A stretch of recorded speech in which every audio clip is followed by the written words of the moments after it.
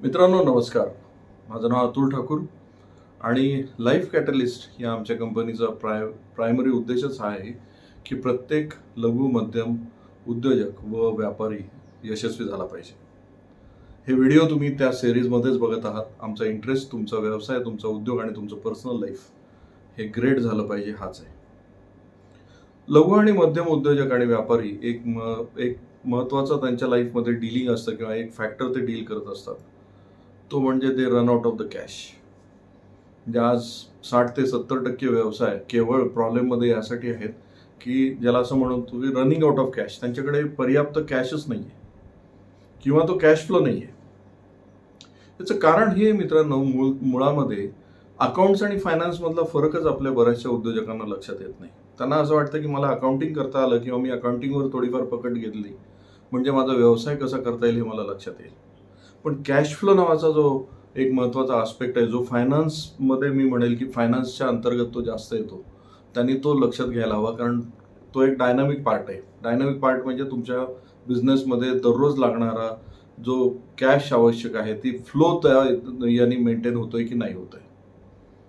कारण शेवटी कसं आहे, स्टॅटिक पार्ट जर तुम्ही बघाल तुमच्या याचा कॅश फ्लोचा, तर महिन्याच्या शेवटी तुम्ही तुमच्या एक बँक स्टेटमेंट काढाल, त्यावर किती पैसे आले किती गेले हे बघाल.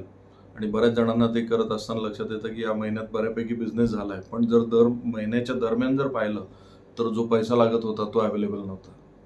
म्हणजे ऑन पेपर पैसा आहे पण ॲक्च्युली पैसा अवेलेबल नाही आहे. हे कारण केवळ यासाठी असतं की तुमचा कॅश फ्लो मॅनेज झालेला नाही आहे. तुम्ही डायनामिक पार्ट मेंटेन नाही केलेला आहे. दररोज तुम्हाला दर आठवड्यात लागणारी कॅश, दररोज लागणारी कॅश आपण आपल्या बिझनेसमध्ये कशी येत राहील याचा विचार नाही केलेला.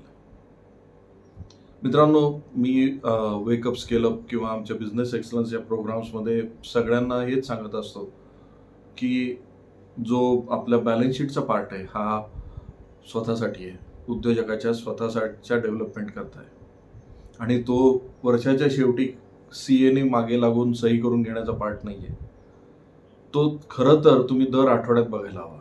दर आठवड्यात तुम्ही चेक करायला हवं की तुमचा बॅलन्स शीट तुम्हाला काय सांगतंय. कारण तुमचं बॅलन्स शीट जे आहे तेच तुमचं खरं बिझनेस सक्सेस आहे. आणि बऱ्याच वेळा दुर्दैवाने आपला उद्योजक बॅलन्स शीटकडे लक्ष देत नाही.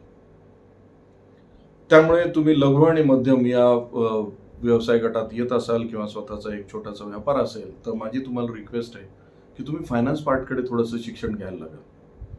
तुम्ही कॅश फ्लोवर थोडंसं लक्ष द्यायला लागा. तो तुमचा अकाउंटंट किंवा CAचा पार्ट नाही आहे. तुम्ही त्यावर स्वतः वैयक्तिक लक्ष घाला आणि तुम्हाला जेवढा पैसा रोटेशनमध्ये लागणार आहे त्यावर थोडासा विचार करायला लागा. हे तितकं जास्त